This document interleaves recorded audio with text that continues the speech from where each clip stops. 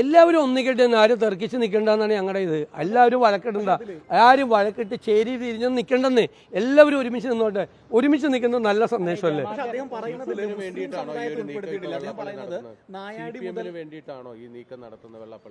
അല്ല, ഞാനത് പറഞ്ഞല്ലോ, അദ്ദേഹം ആരുടെയും ഉപകരണമായി മാറരുത്. CPM-ഉം BJP-യും സംഘപരിവാറും വ്യാപകമായി തെരഞ്ഞെടുപ്പ് വരുമ്പോൾ വർഗീയത പ്രചരിപ്പിക്കുകയാണ് കേരളത്തിൽ. മതേതര കേരളത്തിലുള്ള വെല്ലുവിളിയാണ് അവർ രണ്ടുപേരും. അവരുടെ ഉപകരണമായി അദ്ദേഹം മാറരുത്. കാരണം ശ്രീനാരായണീയ പ്രസ്ഥാനത്തിൻ്റെ നേതാവ് അവരുടെ ഉപകരണമായി മാറരുത്. അത്രയും ഞാൻ പറഞ്ഞില്ല. അല്ലാതെ ഞാനെന്താ അദ്ദേഹത്തിനെതിരെ വ്യക്തിപരമായി പറയുന്ന മുദ്രാവാക്യത്തിൽ മുസ്ലിം സമുദായം ഇല്ല. അദ്ദേഹം പറയുന്നത് ഞങ്ങൾക്ക് എന്തിനാ ആശങ്ക? ഞങ്ങളുടെ കൂടെ ജനങ്ങളുണ്ട്. മതേതര കേരളം ഞങ്ങളുടെ കൂടെ നിൽക്കും.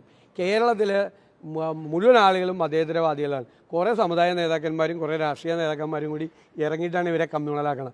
ഞങ്ങൾ അവരുടെ കൂടെയാണ്. ഞങ്ങൾ മതേതര ജനത ഞങ്ങളുടെ കൂടെയാണ്.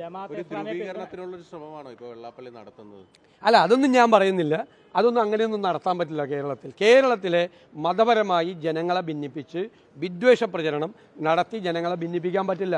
അതിനെ പ്രതിരോധിക്കാൻ കോൺഗ്രസ് ഉണ്ടാവും, UDF ഉണ്ടാവും, ഒരു സംശയം വേണ്ട. ആ ജോലിയാണ് ഞങ്ങൾ ചെയ്യുന്നത്.